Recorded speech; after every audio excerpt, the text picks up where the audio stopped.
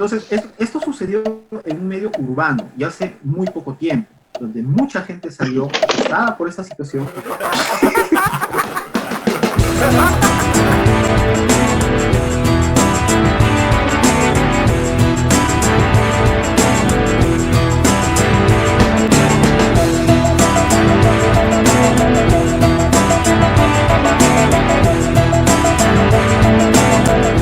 Tenemos el día de hoy un invitado especial, agradecemos la presencia de nuestro gran amigo Albert Guerreros Ñaupas. Él ha publicado un libro muy interesante que le vamos a pedir que nos cuente un poco las referencias de ese libro que tiene que ver con el tema de hoy. Gracias Carlos, gracias Elmer, gracias Manuel, a los tres tristes tigres, ¿no? Ahora espero no ser parte de esos tristes tigres, sino un tigre nomás. Gracias. Sí, mira, Carlos, chicos, hace 5 años atrás, publiqué un libro que era un compendio de recopilaciones de historias, de vivencias, de esas historias sobrenaturales que suelen contarse en la sierra, alrededor de una fogata, en esos lugares donde no hay luz eléctrica, donde no hay otro entretenimiento más que escuchar las historias del abuelo, del tío, del primo, de las personas mayores. Entonces, ese tipo de historias fue las que yo venía escuchando desde niño, a mi abuelo, bueno, toda mi familia, y en general a otras personas más. Decidí un día recopilarlas, y con la ayuda de mi padre antes de que fallezca, y cuando ya estuvimos con el material a punto de publicar, bueno, mi padre falleció, ¿no?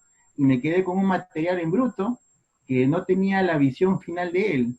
Entonces tuve que regresar a la sierra, tuve que nuevamente constatar algunas historias, y bueno, después de esa corroboración volví, hablé con la editorial y sacamos 11 historias, que como bien escribió Carlos, también incluye pues historias de jajachas, de condenados, de cerro, y todas estas creencias andinas, que como les dije, son parte de esos cuentacuentos de la sierra, ¿no? Que es el abuelo que se sienta en la fogata, ¿no? Y que te cuenta y que tú o te ríes o te atemorizas. Eso es lo que he tratado de transmitir en este libro de relatos de misterios andinos para cuentacuentos, que gracias a la editorial se ha logrado comercializar en colegios, ¿no? Y forma parte del plan lector. Y eso me da mucho agrado, ¿no? Son básicamente historias de Huancavelica, de la provincia de Huaytará. De ahí son las historias. Y Albert, o sea, esto finalmente tú haces la recopilación, y lo más paja de todo es que tú ya tienes, o sea, hay pocos registros, ¿no? Y eso es lo que falta en general en toda la literatura peruana, o en todo lo que es la tradición o el desarrollo de la cultura popular peruana, que muy poco nos estamos atreviendo a, digamos, a plasmarlo y a ponerlo en documentos, ¿no? Entonces ahí ya tienes un documento. Perfecto, tú tienes ese documento, lo has editado acá en Lima, ya has hecho una especie de feedback, lo has llevado a provincias y cómo lo han recibido los chicos, o sea, y cómo han confrontado la historia que está escrita en el libro, y la historia que han recibido ellos. ¿Cómo has tenido la posibilidad de tener ese feedback? Sí, mira, no lo he llevado al pueblo mismo donde somos nosotros, no había la oportunidad, pero ha habido el contacto con personas de la comunidad que han estado acá en Lima, ¿ya? Y lo han leído, y bueno, me pasó algo anecdótico porque yo utilicé algunos nombres pensando que nunca lo iban a leer, ¿no? Porque yo también fui con un perfil muy bajo, ¿no? Entonces cometí el error del escritor, Nobel, ¿no? Entonces, y vino, oye, acá aparece mi nombre, ¿no? Y esa historia, y más que reclamarme, me decían, así pasó, igualito como tú lo cuentas, así pasó. Y me decían, pero ¿sabes qué? Además de eso, acabo de recordar que faltó incluir este detalle, ¿no? Este otro detalle, me hubieras preguntado, me decían. Pero bueno, ha habido ese feedback. Y acá también, cuando me han invitado a los colegios, porque normalmente cuando hacen este trabajo las editoriales llevan a los autores para que el estudiante conozca al autor, me hago con la sorpresa de que en un colegio habían ambientado todo el colegio con dibujos de las figuras del cuento, ¿no? De la jarjacha, cómo ellos se lo imaginaban, ¿no? Del condenado, del cerro, o cómo era el pueblo del cual yo les narraba, o cómo era este personaje que era principal de un cuento. Entonces, ha habido una buena aceptación, y yo estoy muy convencido de que el tema de la mitología andina, o de este tipo de historias, hay mucho por explotar, y poco trabajado todavía, ¿no? Sobre todo con los niños que tienen mucho interés. Incluso me dijeron cuándo viene la parte 2, ¿no? Y tampoco no sé cuándo vendrá, pero espero que pronto. A ver, yo empezaría contándoles una experiencia personal que tiene que ver con el jarjacha, en este caso en el Valle del Mantaro, ¿no? Es muy conocido que el jarjacha se le relaciona como un demonio del incesto, así se le dice, ¿no? Se dice pues que el jarjacha aparece cuando hay relaciones no permitidas, relaciones amorosas o sexuales o sentimentales, no permitidas, ¿no? Esto que podemos llamar incestos. No sé, primos entre primos, tíos, sobrinos, en fin. Creo que fundamentalmente se refieren a primos, ¿ah? Eso, creo que el tema va por ahí, ¿no? Porque las otras son un poco más extrañas. Las que son en su mayoría más comunes son las relaciones entre primos, y las relaciones entre primos son prohibidas, ¿no? Y yo creo que por ahí viene a partir de donde se construye esta leyenda del jarjacha. Se supone pues que el jarjacha aparece cuando en el pueblo, en la comunidad, hay dos primos, por decir, dos familias muy cercanas que empiezan a tener una relación prohibida, escondidas. Por lo tanto, yo una vez tendría pues yo tal vez 10 años en promedio, y estaba de visita en la casa de mis tíos en la comunidad de Muqui, en el Valle del Mantaro, y por la noche, sería tal vez 10, 11 de la noche, que estábamos durmiendo en un segundo piso. Las casas son bastante precarias, ¿no? Más aún por esos años, y no había energía eléctrica, de tal manera que las velas se apagaban 9 de la noche y a partir de ahí había que dormir. Estábamos entre que intentábamos dormir con los primos, y de pronto se escuchó un alboroto tremendo en la casa, y así como que algo grave había pasado y la gente empezó a correr. Pero antes de eso yo recuerdo que por el patio, porque el dormitorio daba con una ventana hacia el patio, el árbol sonó, como, ¿no? Como que algo hubiera caído en el árbol, porque empezó todo el alboroto en la casa, y luego el alboroto se extendió hacia los vecinos, ¿no? Nosotros no nos dejaron salir del segundo piso, pero todos despertamos, se prendieron las velas y todos empezaron a decir qué había pasado, qué había pasado. Y resulta, cuando la cosa se empezó a tranquilizar, mi tía Domicha, que en paz descanse, nos contó, subió y nos contó que habían visto una jarjacha, y que al día siguiente iban a perseguir al jarjacha y lo iban a encontrar, y iban a enterarse quién era el que estaba cometiendo esta. Hay formas de atrapar a esta especie de monstruo, ¿no? Se supone que cuando hay una relación incestuosa, eso da producto a una especie monstruosa que empieza a vagar por el pueblo, que empieza a deambular en las noches, y que se suponía que, por ejemplo, ese día había pasado por el arbusto volando, ¿no? Y había sonado los arbustos y había seguido su tránsito. Claro, ¿te refieres al hijo? ¿O te refieres al hijo o a la transformación de los dos, de la pareja? No, la jarjacha da producto a un tipo monstruoso. Que en el caso de las Valle, dos personas se transforman en un solo ente. La relación da vida a un ente que no es ninguno de los dos, es una cosa totalmente diferente, monstruosa, porque se supone que tiene o cabeza de llama u otra forma. En el caso de Muqui era como que tenía una cabeza de llama. Vuela, ¿no? Vaga. Yo te voy a dar la figuración mía, es que, a la historia como la recibí, es que se trata de, o sea, es una pareja, los dos se transforman en jarjar o jarjacha. Entonces los dos incluso tienen efectivamente una apariencia voladora, y se van escondiendo, ¿no? Porque como hay incesto ahí, entonces para protegerse o para que no los vean, se paran escondiendo. Entonces, y se esconden y ahí producen el sonido jarjar, jarjar, jarjar, jarjar, ¿no? Entonces, Y claro, y la forma de enfrentarlos para que no te hagan daño, para que no te enfrenten, en realidad nunca me quedó claro cómo te pueden hacer daño más allá, digamos, del susto que pueda haber, ¿no? La forma de enfrentarlos era llevando un junco.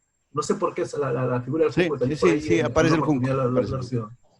Ya. En el caso, yo quisiera agregar en todo caso, porque hay variantes obviamente de este tipo de tradiciones.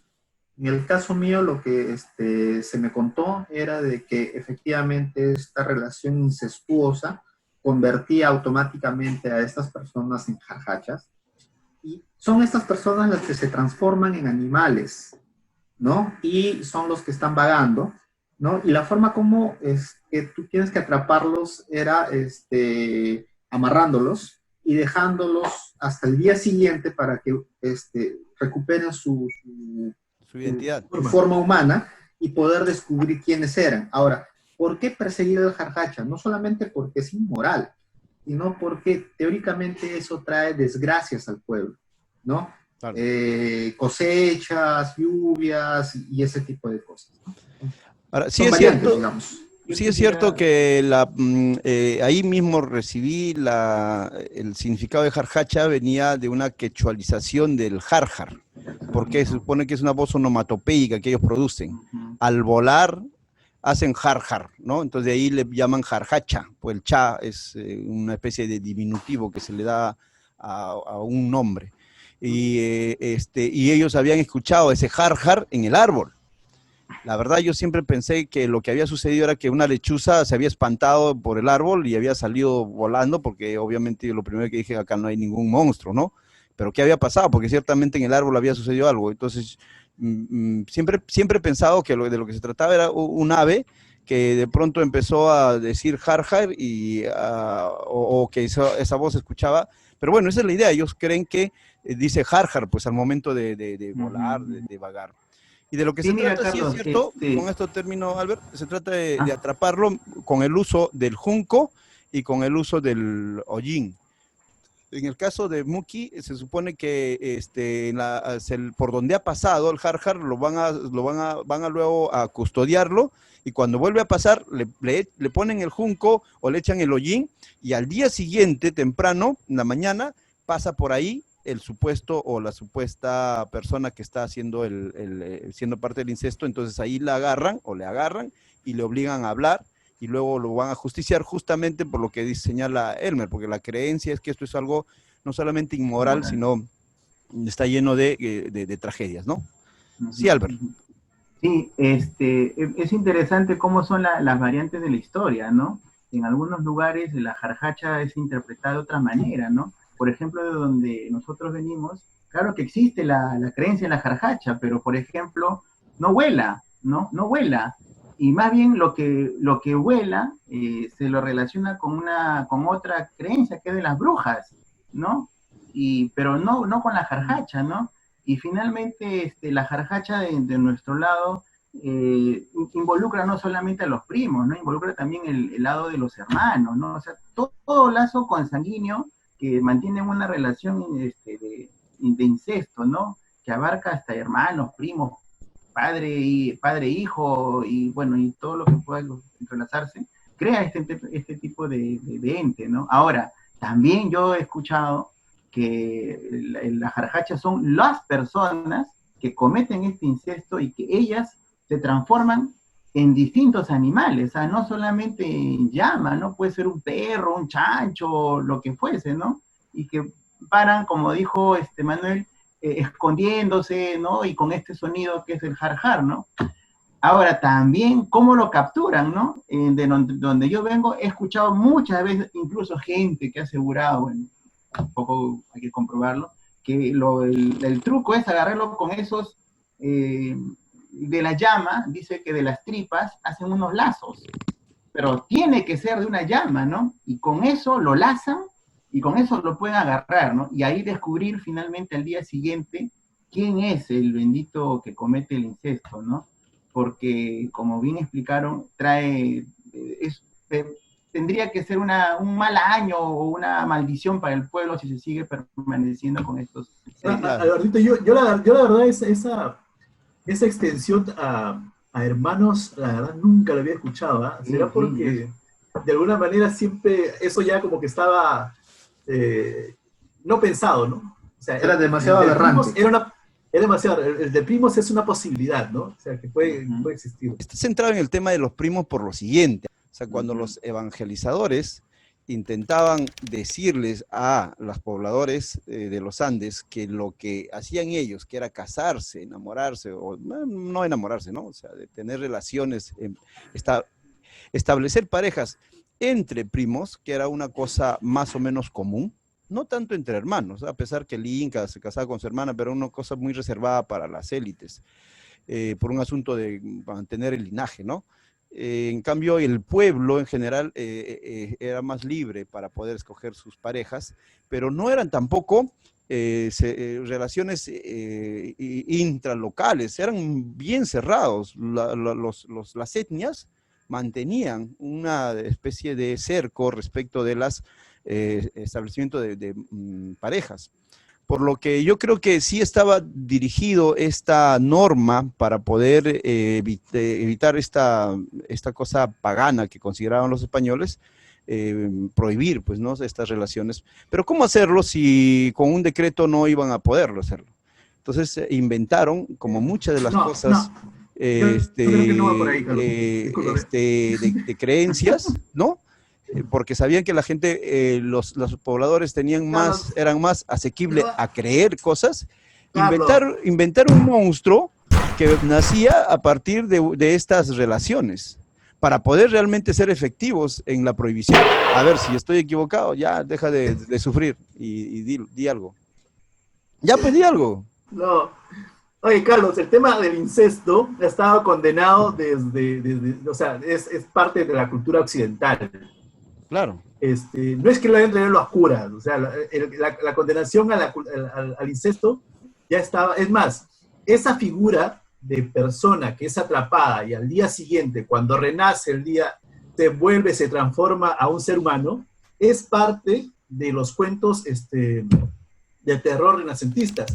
El vampiro, renacentistas, claro, de la Edad Media, el vampiro, ¿cómo recobra su forma humana? Al amanecer.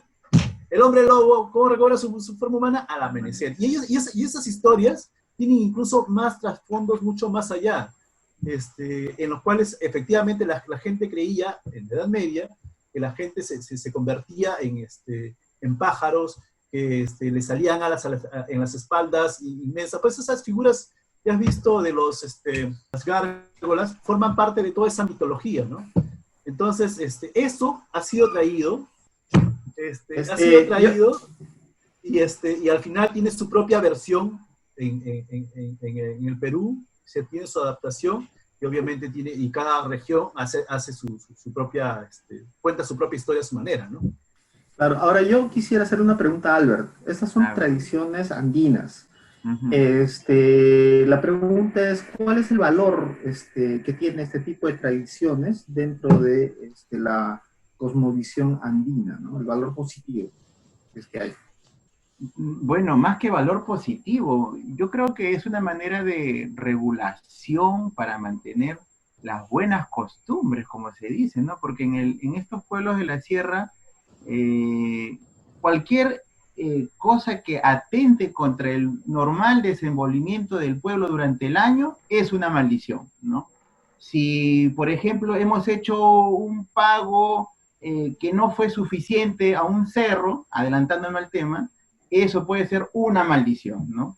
Y si hay un acto inmoral, como comentabas, que se ha realizado, eso puede ser una maldición. Entonces, es como un control de autorregularse también ellos, ¿no?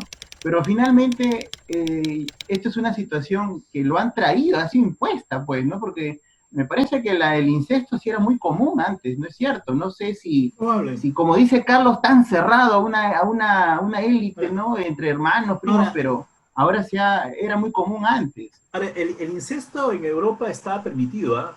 Ojo, el incesto de Europa estaba permitido, Pero, ¿para quiénes? Manuel, Para la nobleza. pero Manuel, El estás sentimiento equivocado, de culpa, el sentimiento de culpa, no, la no. idea de pecado, eso es lo que lo han introducido acá, Manuel, ¿no? Claro, pero porque... Manuel, estás equivocado. En Manuel. Europa estaba permitido en ciertas élites de todo, pero los No. evangelizadores que traen y Pero es que no, evangelizan. pero es que no me Espera, dejaron saber. espérate. Ya, los evangelizadores que traen y van a evangelizar al pueblo, traen estas cosas bien claras de que no se pueden casar o mantener relaciones. Eso es hispano. Y la forma como establecen un control, una regulación que salga de ellos y que haya más bien una autorregulación, es la invención de este tipo de creencias, de cuentos, de mitos. Para mí lo crearon para controlar, para prohibir que haya relaciones prohibidas por la Biblia. Al margen que ellos Completamente de quisieran. acuerdo. ¿Por qué no crearon un monstruo que, por ejemplo, cuestionara la infidelidad? O sea, sí cuestiona las relaciones incestuosas, pero no hay ningún monstruo que cuestione las infidelidades, porque, digamos, no les convenía. Ahora, la normalidad, me imagino, era o sea, alcanzaba al incesto hasta primos, no sé si en En la el Biblia no. pensamiento, En la Biblia no. en el pensamiento andino previo sí, claro, por supuesto la que llegada sí. de los... Ya, perfecto. En el caso de los incas era más incestuoso. ¿Por qué? Y eso también porque en Europa también existía eso, por eso ese tema de la sangre azul no es gratuito. O sea, se generaba incesto para mantener la sangre, o sea, la sangre real. ¿Por qué? Porque los reyes se creían descendientes de Dios, de Jesús, ¿entiendes? Entonces, esa sangre real no se iba a mezclar con el pueblo. Entonces, para no permitir, digamos, ese contacto con la plebe, ahí se daba la posibilidad de que pudieran haber relaciones incestuosas y se inventó esa norma de la sangre azul, ¿no? En el caso de acá, claro, obviamente se ha traído y como te decía antes, está adaptado. Completamente de acuerdo, es parte del control que se quería establecer. Vamos La a otro. conclusión que podríamos llegar es de que es una tradición que nace con los españoles acá. Creo que viene de los evangelizadores para cuestionar, para establecer que eso es inmoral. Estoy seguro que esto viene de los jesuitas, ¿no? Porque eran los más inteligentes en este tipo de cosas, porque utilizaron los jesuitas todo tipo de temas culturales para poder realizar una evangelización a profundidad. Utilizaron la música, utilizaron las danzas, utilizaron también las creencias, pues, y ahí establecen, por ejemplo, la famosa leyenda de la laguna de Paca, que no es sino una extracción de un pasaje de la Biblia, para un asunto de aleccionar a un pueblo que supuestamente estaba mal. En general, de todas las lagunas, ¿eh? O sea, esa historia es... Pero es pasa hispano, en todos lados, es hispano y es evangelizador. Eso de que hay una ciudad debajo de la laguna que se ha hundido porque existía Sodoma y Gomorra. Exacto, Sodoma y Gomorra. Y dígame, tal vez, ¿no? Ya como haciendo una hipótesis, lanzando una idea, tal vez pueda ser también que pueda caber que la jarjacha sí existía dentro de la creencia, sino que estos señores lo han jalado de su contexto que era inicialmente, lo han, por decir, satanizado y le han metido sentimiento de culpa, ¿no? O sea que lo han adaptado, lo han transformado la creencia de la jarjacha que ya existía anteriormente. Sí, o sea, totalmente. era un demonio, pues, una creencia que sí había.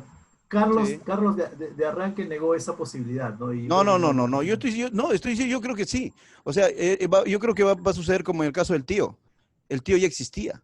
Lo que va a hacer es reutilizado. ¿Y por qué no negarle esa posibilidad? Vamos a hacer una pausa.